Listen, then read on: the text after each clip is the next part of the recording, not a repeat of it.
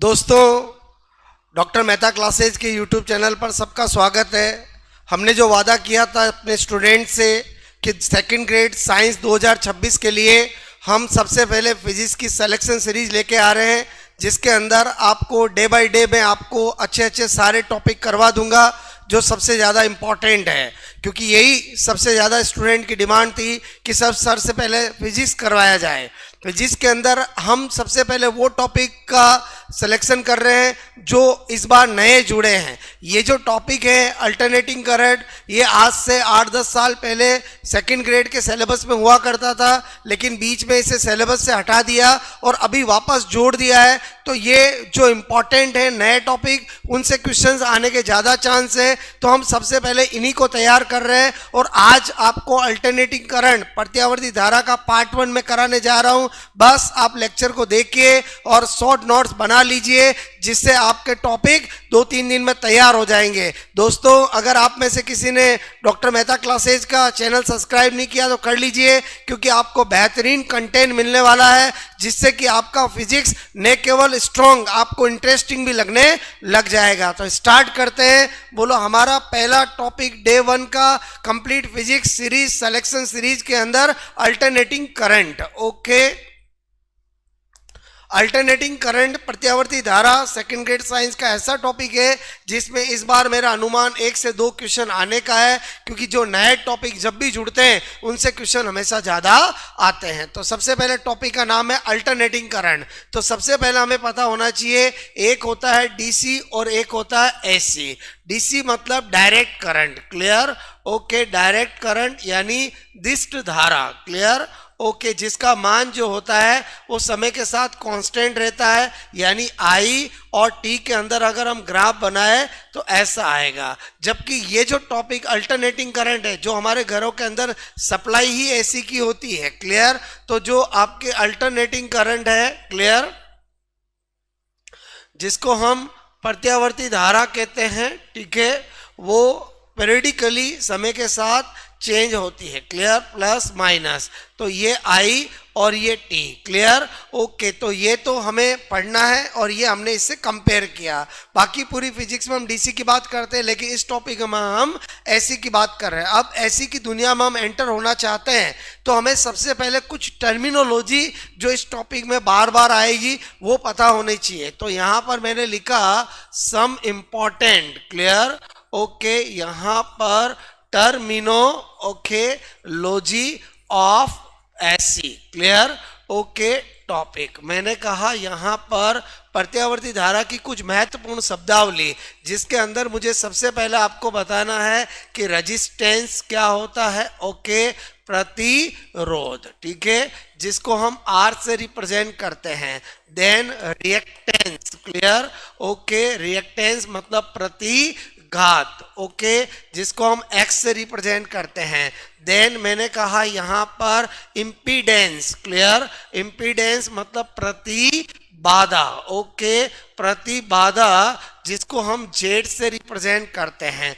Then इनके 3 उल्टे हो जाएंगे। मैंने कहा आपको यहाँ पर, जैसे यहाँ पर आर तो हमारा कॉमन है जो हम पूरी फिजिक्स में यूज करते हैं, यहाँ पर नई दुनिया में एंटर हो रहे हैं, क्लियर? ओके, तो यहाँ पर मैंने लिखा एडमिटेंस, क्लियर? ओके, जिसको हम प्रवेशीयता बोलते हैं, क्लियर, जो कि वाई से रिप्रेजेंट किया जाएगा। इसी तरह से बोलो यहाँ पर ससेप्टेंस जो होता है, जिसको अधिकल्पित, क्लियर, कल्पित मैंने कहा प्रवेशीयता कहते हैं, ओके, जिसको हम बी से रिप्रेजेंट करते हैं। और इसी तरह से एक आपका कंडक्टेंस होता है, जिसको हम सी से रिप्रेजेंट करते हैं, चालकता। ओके, इन शब्दों को पहले समझना बहुत जरूरी है ताकि आपको चीजें आसान लगे। दोस्तों, जो रेजिस्टेंस जो होता है, रेजिस्टेंस मैंने कहा कि अगर हमारा किसी भी ऐसी सर्किट के अंदर आपको लगता है कि ओनली रेजिस्टेंस ही जुड़ा है,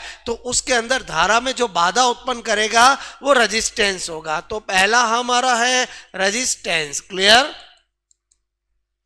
तो आपको मैंने कहा यदि ऐसी परिपथ, ऐसी सर्किट में केवल बोलो आपका आर जुड़ा हो, क्लियर? हो के, तो धारा के प्रवाह, ओके, धारा के प्रवाह में जो बाधा, क्लियर, ओके, बाधा मैंने कहा करता है उसको क्या कहते हैं, रेजिस्टेंस। ठीक है जी। यूनिट ऑफ आर जो होगी वो क्या होती है, बोलो ओम। Clear, okay. इसके बाद है नंबर 2, मैंने कहा रिएक्टेंस। Clear, okay. रिएक्टेंस मतलब आपको मैंने कहा प्रतिघात, जिसको हम x से रिप्रेजेंट करते हैं। Clear, okay. तो यहाँ पर जो रिएक्टेंस होता है वो खुद दो तरह का होता है। क्लियर, एक होता है XL और एक होता है XC। क्लियर, XL इसका मतलब हुआ कि अगर किसी ऐसी सर्किट में ओनली मैंने कहा कोयल जुड़ी हो, कुंडली जुड़ी हो, क्लियर, तो आपका XL होगा, और ओनली कैपेसिटर जुड़ा हो तो XC होगा। तो XL को क्या कहते हैं, यहाँ पर प्रेरकत्व बोलो प्रतिघात। Clear, okay. यहाँ पर इसको क्या कहते हैं, तो मैंने कहा धारतीय प्रतिघात। ओके,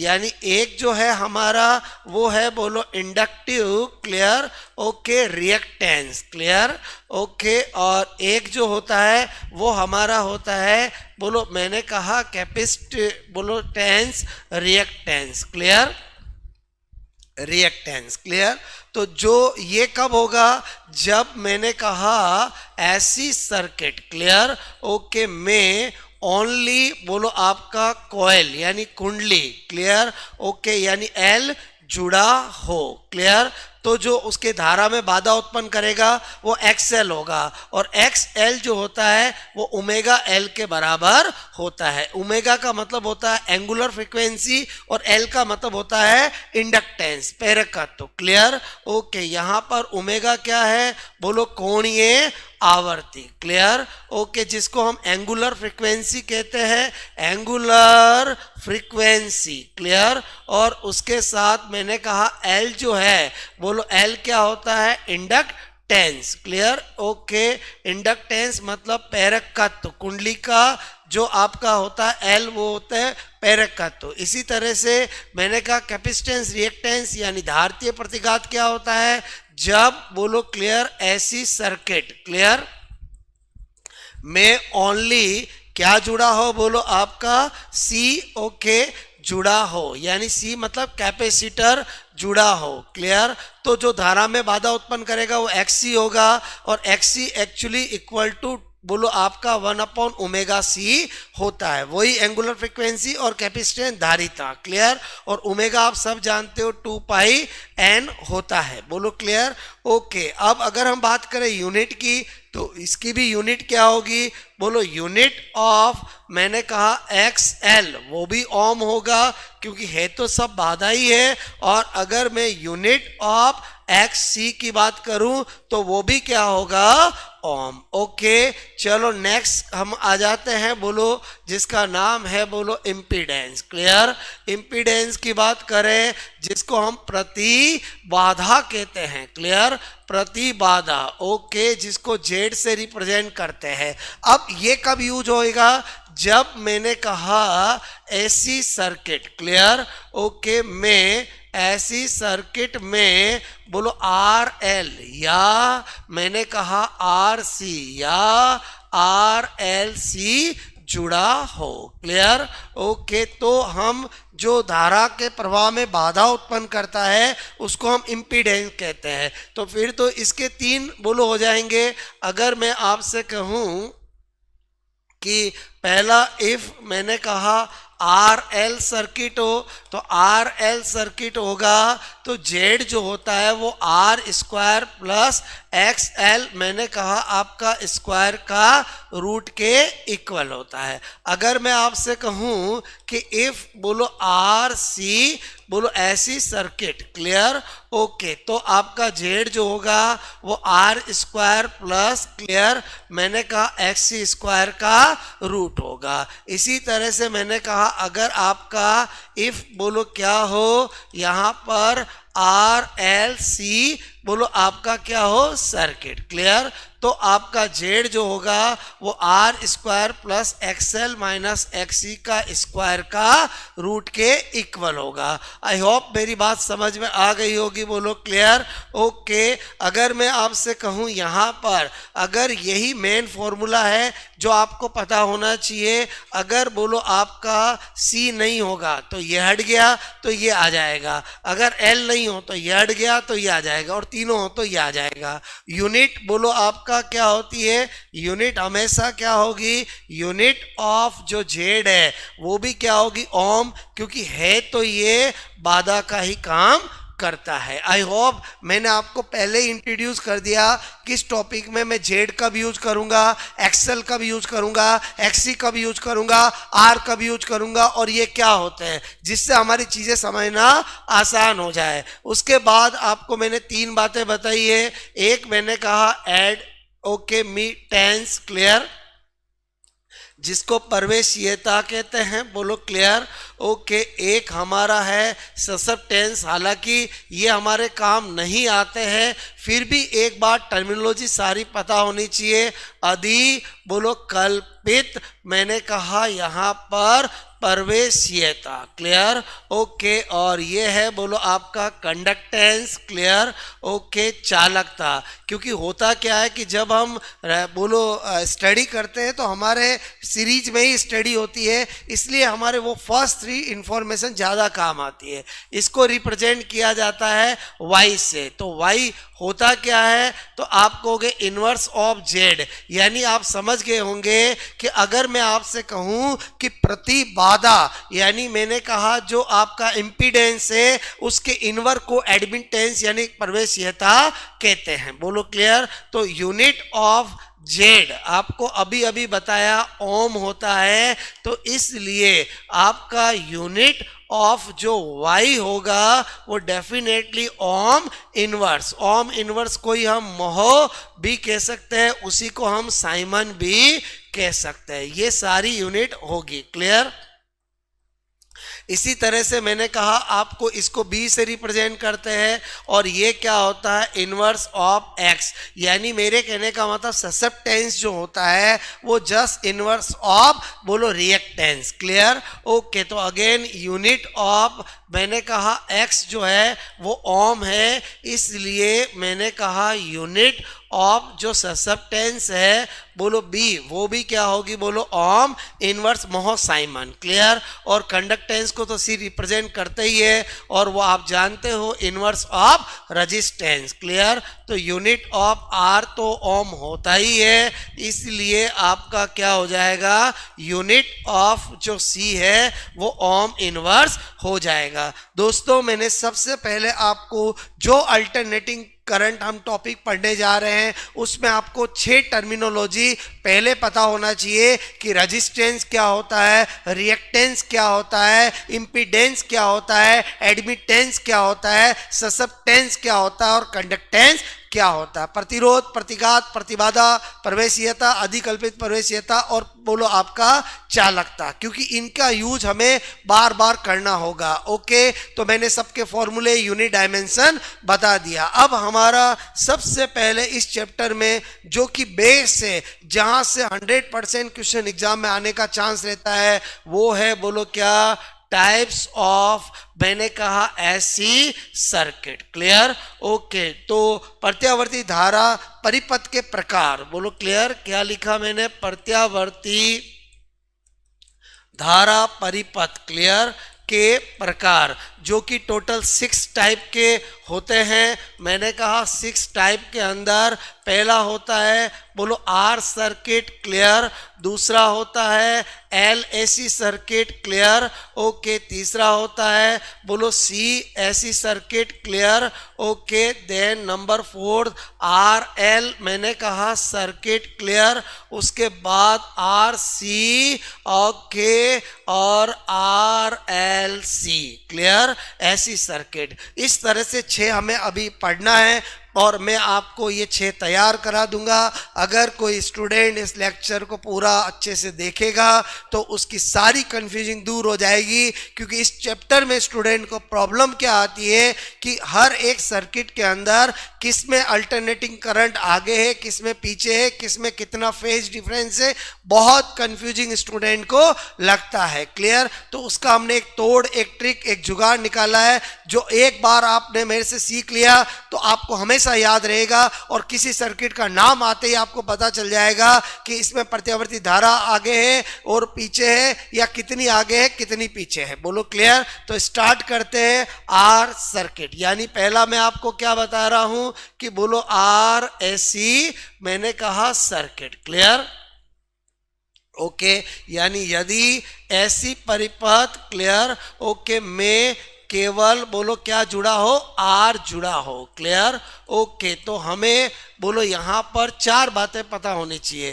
पहला बोलो आर सर्किट का डायग्राम कैसा होगा, तो मैंने कहा केवल आर जुड़ा हुआ है, ये आर हमने प्रतिरोध जोड़ दिया है। क्लियर? ओके, और ये हमने अल्टरनेटिंग करंट का इनपुट दे दिया है, V is equal to V0 sine omega T. Clear? Okay, ये आर जोड़ा है। तो अब हमें ये देखना पड़ता है कि इसमें बोलो करंट, ओके, का क्या हाल होगा, धारा का देखना पड़ता है। तो आपको मैं क्या बता रहा हूं, प्रैक्टिकली हमें पता चला कि I is equal to I0 sine omega t हमें प्राप्त होता है। यहां पर I0 का मतलब होता है पीक करंट। बोलो क्लियर? ओके, यानी शिखर बोलो आपका धारा, और इसी तरह से V0 का मतलब होता है peak voltage. Clear? Highest peak voltage यानी शिखर बोलो वोल्टता। क्लियर?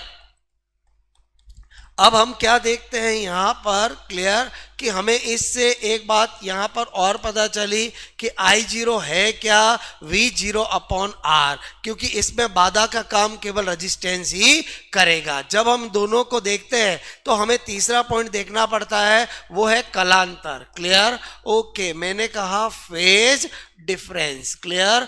ओके, फेज डिफरेंस की बात करें, यहां पर कलांतर की बात करें, तो हमें देखना पड़ता है कि धारा और वोल्टता में कौन आगे और कौन पीछे है। तो अभी हमने देखा कि V is equal to V0 sine omega t है, I is equal to I0 sine omega t है, तो इसमें अंदर कलांतर जो है, जो फेज डिफरेंस है, वो आपका क्या है, बोलो 0, यानी धारा और वोल्टता में कोई कलांतर नहीं होता है। तो इसी को देखते हुए हमें यहाँ पर ज्यावक्रीय ग्राफ यानी साइनोडोइडल ग्राफ या फेजर ग्राफ हमें बनाना पड़ता है। क्लियर? ओके, यहाँ पर बोलो क्या बनाना पड़ता है, बोलो मैंने कहा फेजर ग्राफ। ओके, तो यहाँ पर अगर मैंने ये शो कर दिया कि ये करंट है, बोलो क्लियर? ओके, तो आपको मैंने कहा I is equal to I0 sine omega t, जब भी किसी के फॉर्मूले में साइन या कोस आता है तो ग्राफ तो साइनोसोइडल ही बनते हैं। क्लियर? ओके, इसी के साथ अगर मैं V का भी बनाऊं तो मुझे पता है कि यहाँ पर बोलो फेज डिफरेंस नहीं है, इसलिए इसके पैरेलल ही बोलो आपका करंट और वोल्टेज दोनों साथ साथ होंगे, यानी ये V is equal to V0 sine omega t और ये I is equal to I0 sine omega t. दोस्तों, मैंने पहला सर्किट आपको पढ़ा दिया है। क्लियर? पहले सर्किट में कोई दिक्कत नहीं आती है। अब है यदि ऐसी सर्किट, क्लियर, में ओनली बोलो L, ओके, यानी कुंडली बोलो कॉइल, ओके, जुड़ी, ओके, हो, ठीक है, चलो कोई दिक्कत नहीं। पहला हमारा पॉइंट होगा L circuit. Clear? Okay, L circuit बनाएंगे तो आपको क्या करना पड़ेगा, ये मैंने कॉइल कुंडली ले ली, ओके, ये मैंने आपका सप्लाई ले ली, ये एल कर दिया, और यहाँ V is equal to V0 sine omega t कर दिया। क्लियर? अब क्या होता है कि यहाँ पर जब एल जुड़ा होता है तो हमें बोलो यहाँ पर जब हम करंट को देखते हैं, धारा को देखते हैं, तो धारा जो है वो I is equal to I0 sign, मैंने कहा I0 sine omega T minus pi by 2। Clear? यानी जो प्रत्यावर्ती धारा होती है वो बोलो प्रत्यावर्ती वोल्टता से पाई बाई 2 पीछे रहती है। बोलो क्लियर? यहाँ पर I0 क्या होगा, V0 upon XL। Clear, because जब R ही L ही जुड़ा हो तो उस समय बाधा का काम कौन करता है, पहले ही बता चुका हूं, प्रेरकत्य प्रतिघात, यानी मैंने कहा आपको इंडक्टिव बोलो रिएक्टेंस। क्लियर, और XL क्या होता है, ओमेगा L के बराबर होता है। क्लियर, अब हमें कैसे याद रहेगा, होता क्या है कि 6 सर्किट है, अच्छे अच्छे स्टूडेंट भूल जाते हैं कि किसके अंदर करंट आगे, किस में वोल्टा आगे, इस तरह से। तो अब आपको मैं क्या बता रहा हूँ, लॉजिक समझना, एक ट्रिक, एक जिससे आपको याद रहेगा। इमेजिन करो कि आप आगे जा रहे हो और आपके अंदर ही बोलो सारी फीलिंग्स चलती है। क्लियर, अब आपके आगे सामने एक लॉइन आ गया, क्या आ गया, लॉइन, शेर आ गया, तो आप बताओ 2 कदम पीछे जाओगे, बोलो जब आपके अंदर धारा उत्पन्न होगी, बोलो आपके अंदर उतावलापन उत्पन्न होगा, और आप 2 कदम आगे जाओगे या पीछे जाओगे, तो 100% चाहे कोई इंसान कितना भी मॉडर्न हो, जब लॉइन सामने आएगा, जब शेर सामने आएगा, तो वो 2 कदम पीछे जाएगा। तो ध्यान से समझो, जब भी L आता है तो आपका करंट जो है वो π/2 पीछे होती है। क्लियर, ओके, तो यहां पर हम लिख देंगे कलांतर, और कलांतर जब फेज डिफरेंस की बात आएगी, फेज डिफरेंस की बात आएगी, क्लियर, तो हम यहां पर क्या लिखेंगे कि बोलो यहां इस बोलो एसी करंट। क्लियर, ओके, ऐसी करंट, ऐसी वोल्टेज। क्लियर, प्रत्यावर्ती धारा, प्रत्यावर्ती वोल्टा से π/2 पश्चगामी। क्लियर, ओके, पश्चगामी यानी मैंने कहा बैकवर्ड। क्लियर, ओके, बोलो रहती है। क्लियर, इसी को बताने के लिए फेजर डायग्राम ग्राफ बनाया जाएगा, और ग्राफ के अंदर इमेजिंग करो कि अगर मैंने आपको बोल दिया ये V V0 sine omega t है। क्लियर, तो अगर करंट π/2 पीछे है तो बोलो आपको मैंने कहा अगर मैं यहाँ पर करंट को बताऊंगा, क्लियर, ओके, तो 100% मैं उससे पीछे ही बताऊंगा। बोलो क्लियर, वो क्या रहेगी, पीछे रहेगी। ओके, तो ये I I0 sine omega T minus π/2। Clear, okay, तो इस तरह से दोस्तों मैंने आपको दूसरा सर्किट भी बता दिया। तीसरा लेते हैं, बोलो क्लियर, यदि बोलो ऐसी सर्किट, क्लियर, ओके, में ओनली मैंने कहा C जुड़ा हो। ओके, ओनली C जुड़ा होगा तो पहला हमारा C सर्किट। क्लियर, ओके, तो C सर्किट जो होगा, ऐसी सर्किट में ये मैंने कैपेसिटर जोड़ दिया, ओके, और ये मैंने इनपुट ऐसी कर दिया, V V0 sine omega t, और ये कौन है, कैपेसिटर है। अब क्या होगा कि इसके अंदर अगर हम देखेंगे बोलो करंट। क्लियर, ओके, तो आपको मैंने आपको सिंपल सी बात है, मैं क्या बताना चाह रहा हूं कि इसके अंदर जो धारा होगी, क्लियर, वो वोल्टा से π/2 बोलो आगे रहती है। क्लियर, तो कैसे याद रहेगा, आप सब हम सब मॉडर्न जमाने के हैं और आपने मान लिया मॉडर्न जमाने के, तो इमेजिन कीजिए कि आप कहीं जा रहे हैं और आपके सामने केट यानी बिल्ली आ गई, तो बताओ आप बोलो 2 कदम आगे जाओगे, पीछे जाओगे, तो डेफिनेटली आपने अपने आप को मॉडर्न जमाने का कहा है तो 2 कदम आगे ही जाओगे। क्लियर, तो इसका मतलब हम C को किस नजर से देखेंगे, केट की नजर से, और L को किस तरह से देखेंगे, लॉइन यानी शेर की नजर से। क्लियर, तो इस केस के अंदर धारा π/2 आगे रहती है। तो यहां पर अगर मैं कलांतर की बात कर लूंगा तो कलांतर, ओके, फेज डिफरेंस की बात करूंगा तो आपको क्या बता रहा हूं कि बोलो ओनली मैंने कहा C। क्लियर, ओके, ऐसी सर्किट, क्लियर, में मैंने कहा ऐसी करंट जो है, बोलो प्रत्यावर्ती धारा जो है वो ऐसी वोल्टेज, क्लियर, प्रत्यावर्ती वोल्टेज से π/2 अग्रगामी। क्लियर, अग्रगामी मतलब फॉरवर्ड, बोलो क्लियर, ओके, फॉरवर्ड मैंने कहा रहती है। बोलो क्लियर, अगर मैं इसी को आपको ऐसे बताऊं कि ये सपोजेड मैंने आपका बोलो V V0 sine omega T बना दिया। क्लियर, अब मैंने कहा धारा बोलो π/2 बस अग्रगामी होती है, तो ये हो गया आपका V का बोलो आपका ग्राफ, और ये हो गया I का, ये T का, और ये जो हो जाएगा वो क्या हो जाएगा, I I0 और sine omega T plus π/2। Clear.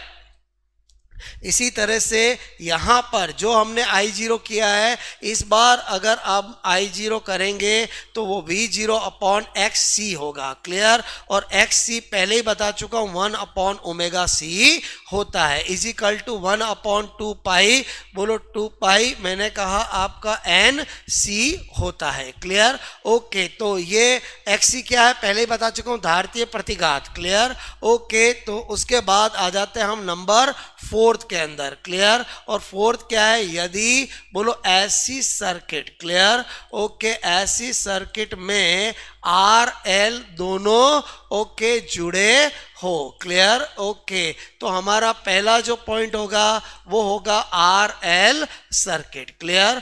RL circuit कैसा होगा, जिसके अंदर रेजिस्टेंस भी जुड़ा होगा, जिसके अंदर कॉइल L भी जुड़ा होगा। क्लियर। ओके, तो आपको मैंने ये R बोला, ये L बोला, और ये V is equal to V0 sine omega T. Clear. तो दोस्तों यहाँ पर भी हम क्या देखेंगे, करंट। ओके, तो धारा की बात करते हैं। अब इमेजिंग करो, मैंने लिखा I is equal to I0, यहाँ पर बोलो साइन, मैंने कहा omega T minus theta. Clear. Okay, यानी मैंने यहाँ पर क्या बता रहा हूँ कि इमेजिंग करो कि आप बोलो कहीं जा रहे हो। क्लियर। और आपके साथ भी कोई है। क्लियर। और सामने से अगर लाइन आ गया तो डेफिनेटली आप पीछे तो जाओगे, लेकिन इस बार 2 कदम पीछे ना जाकर थोड़ा ही पीछे जाओगे, क्योंकि आपको लगेगा कि मेरे साथ कोई और भी है, तो आपको अपने आप में फील गुड, मजबूती लगेगी। लेकिन साथ में होने पर भी आप आगे तो नहीं जाओगे, जाओगे तो पीछे ही जाओगे। तो इस बार क्या है कि जब R और L सर्किट होता है तो R और L दोनों जुड़े होते हैं, तो धारा जो होती है वो वोल्टा से पश्चगामी तो होती है, लेकिन π/2 ना होकर थीटा ही होती है। क्लियर। तो यहाँ पर अगर मैं यहाँ पर अगेन यहाँ पर फेज डिफरेंस की बात करूंगा, कलांतर की बात करूंगा, तो मैं क्या बोलूंगा कि यहाँ पर क्लियर। ओके, बोलो यहाँ RLSC circuit, RLSC circuit. Clear. Okay, में ऐसी करंट जो है, क्लियर, प्रत्यावर्ती धारा, ऐसी वोल्टेज। क्लियर। ओके, ऐसी वोल्टेज से थीटा कोण, मैंने कहा क्या होती है, एंगल पश्चगामी। क्लियर। ओके, पश्चगामी मतलब कैसी रहती है, बैकवर्ड। बोलो क्लियर। ओके, रहती है। ठीक है। अच्छा, यहाँ पर अगर हम वही ग्राफ बनाएं तो आपको पता है, इस बार अगर मैंने बना दिया, बोलो क्लियर, ये, और ये बना दिया V is equal to V0 sine omega T. Clear. और मैंने कहा करंट जो है वो थीटा कोण क्या है, पश्चगामी। ये थीटा कोण क्या है, बोलो पश्चगामी। I is equal to I0 sine omega T minus theta. Okay, और यहाँ पर जो आपका I0 आया है, डेफिनेटली यहाँ पर V0 डिवाइड बाय क्या आएगा, Z। और Z पहले ही बता चुका हूं, प्रति बाधा होता है, इंपीडेंस होता है। क्लियर। Z क्या है, बोलो प्रति बाधा, जिसका फॉर्मूला, जिसकी यूनिट बोलो आपको सारा बता चुका हूं। क्लियर। इंपीडेंस। क्लियर। ओके, और यहाँ पर जो Z होगा वो R² प्लस XL स्क्वायर का रूट होगा। क्लियर। ये भी लिखा हो तो चलेगा, मैंने कहा आपका Z जो है वो R² प्लस XL की जगह ओमेगा² L² बोलो आपका रूट होगा तो भी चलेगा। इसको और ओपन कर दे, ओमेगा को 2πn, तो वो भी आपका आ जाएगा। ओके, तो इस तरह से आप कर सकते हो। क्लियर। उसके बाद आ जाते हैं दोस्तों हमारा नंबर 5। नंबर 5 क्या होगा, इस बार R और C जुड़ा हो। यदि ऐसी सर्किट क्लियर में R एंड C दोनों ओके जुड़े हो। क्लियर। ओके, तो दोनों जुड़े होंगे तो अगेन मैंने आपसे कहा, ये सबसे पहले हम यहाँ पर RC सर्किट की बात करेंगे। RC सर्किट, इसका मतलब रेजिस्टेंस भी होगा, कैपेसिटेंस भी होगा। क्लियर। ओके, ये हो गया R, ये हो गया C, और ये V is equal to V0 sine omega t. इस बार अगर हम करंट की बात करें, क्लियर, तो आप इमेजिंग करो कि आप बोलो जा रहे हो और आपके साथ भी कोई जा रहा है, और अगर आपके आगे केट बिल्ली आ गई तो इस बार आप बोलो आगे तो जाओगे, लेकिन बोलो आपको मैंने कहा 2 कदम ना जाकर थोड़ा ही जाओगे, क्योंकि साथ वाला हो सकता है अंधविश्वासी और आपको थोड़ा ज्यादा आगे जाने से रोक ले। इसका मतलब हुआ कि केट अगर होगी तो आप अकेले होंगे तो भी आगे जाओगे, किसी के साथ होंगे तो भी आगे जाओगे। बस अकेले होंगे तो 2 कदम आगे जाओगे, लेकिन किसी के साथ होगे तो थीटा कोण ही आगे जाओगे। ओके, तो यहां पर अगर धारा की बात करें तो I इजिकल टू I0, और मैंने कहा sign omega T plus theta, इस बार थीटा कोण ही आगे होगी, और यहाँ पर जो I0 है वो V0 अपॉन जेड होगा,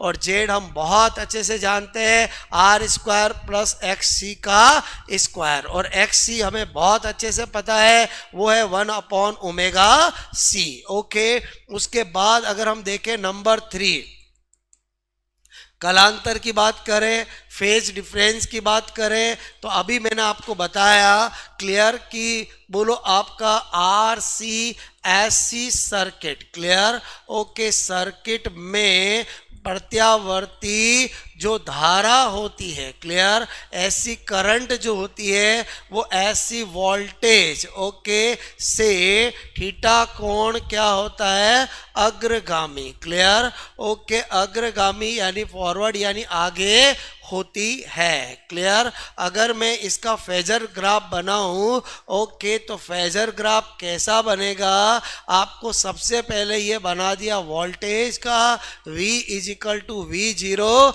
साइन ओमेगा टी, और करंट का इस बार आपको पता है थीटा कोण अग्रगामी होगी, तो यहां से चालू कर देते हैं। तो ये I इजिकल टू क्या हो गया, I0 साइन ओमेगा टी बोलो plus theta. Okay, I hope आपको मैंने 5 बता दिए, और अब सबसे इंपॉर्टेंट बोलो क्या हो, यदि ऐसी सर्किट, क्लियर, ओके, में आर एल सी तीनों जुड़े हो, क्लियर। ओके, तीनों मैंने कहा जुड़े हो, क्लियर, यानी कुंडली भी जुड़ी हो, कैपेसिटर भी जुड़ा हो और रेजिस्टेंस भी जुड़ा हो, क्लियर। तो पहला क्या होगा, बोलो आर एल सी, मैंने कहा सर्किट, क्लियर, या इसी को कहते हैं एल सी आर सर्किट, एक ही बात है।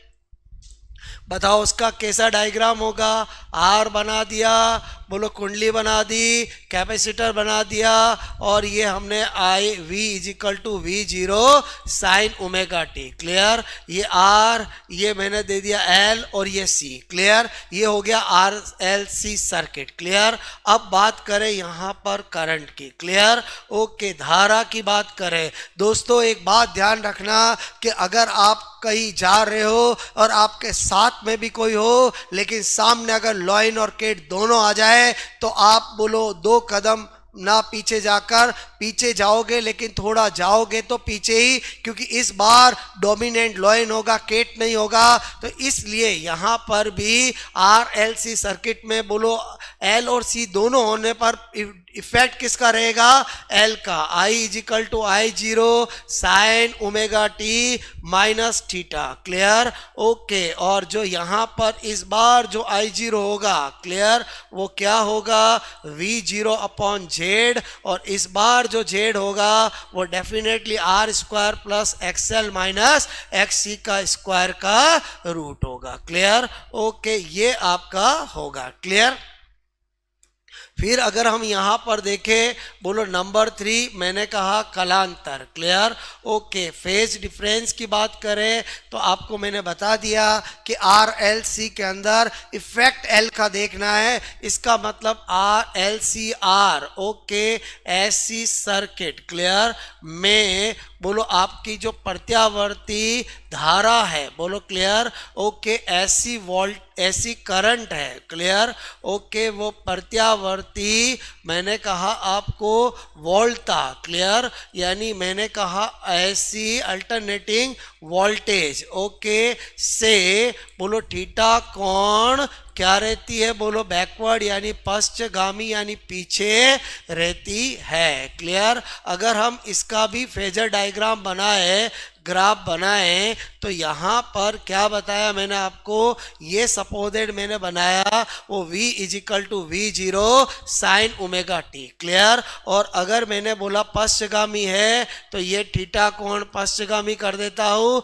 और यहाँ पर ये i is equal to I0 sine omega T minus theta. बोलो क्लियर। इस तरह से दोस्तों मैंने आपको 6 के 6 ऐसी सर्किट बता दिए। अगर आप मेरे प्रोसेस को, मेरे तरीकों को, मेरे ट्रिक को, मेरे लॉजिक को ध्यान रखोगे तो आपसे कभी एग्जाम में गलत नहीं हो सकता, क्योंकि अक्सर एग्जाम में जो क्वेश्चन आते हैं वो यही आते हैं कि अगर आर एल सर्किट हो, आर सी सर्किट हो, ओनली आर सर्किट हो, ओनली एल सर्किट हो, ओनली सी सर्किट हो, तो धारा और वोल्टा में कौन अग्रगामी कौन पश्चगामी, तो अक्सर स्टूडेंट कंफ्यूज हो जाते हैं। तो मैंने कहा जब आप बोलो कहीं जा ही नहीं रहे हो, खाली रेस्ट में ही हो, तो कोई कलांतर नहीं होगा। ओनली आर जुड़ा हो तो धारा और वोल्टा का बीच में कोई कलांतर होगा ही नहीं। अगर ओनली एल जुड़ा हो तो एल को आपको किस नज़र से देखना है, लॉइन की नज़र से, शेर की नज़र से। और जब वो आपके आगे सामने दिखेगा केवल लॉइन, तो आप हमेशा π/2 यानी बोलो पीछे ही जाओगे। क्लियर। और अगर ओनली सी जुड़ा हो तो सी मतलब केट आपको देखना है और उसमें आप बोलो करंट जो है वो π/2 आगे ही बोलो फॉरवर्ड अग्रगामी ही होगी। और अगर आर और एल जुड़ा हो तो बोलो लॉइन है, साथ में आपके कोई है तो भी आप पीछे जाओगे, लेकिन इस बार थीटा कौन जाओगे, आर सी है, बोलो आपका केट है सामने, किसी कोई साथ में भी है तो जाओगे तो आगे, लेकिन आप इस बार π/2 ना जाकर थीटा ही आगे जाओगे। और अगर R L C L C R जुड़े हो तो आपको इफेक्ट हमेशा लॉइन का एल का देखना है और इसमें भी करंट जो होगी वो थीटा कोण बोलो पश्चगामी ही होगी। तो दोस्तों मैंने आज आपको अल्टरनेटिव करंट का एक बेहतरीन कॉन्सेप्ट कि 6 टाइप ऑफ सर्किट जो होते हैं उनके बारे में, कौन आगे कौन पीछे, धारा वोल्टा फेजर डायग्राम, और बोलो करंट से वोल्टेज, वोल्टेज से करंट, और कब एक्स यूज होगा कब जेड यूज होगा, और क्या रजिस्टेंस, क्या बोलो आपका रिएक्टेंस, क्या इम्पीडेंस, क्या एडप्टेंस, क्या ससेप्टेंस, क्या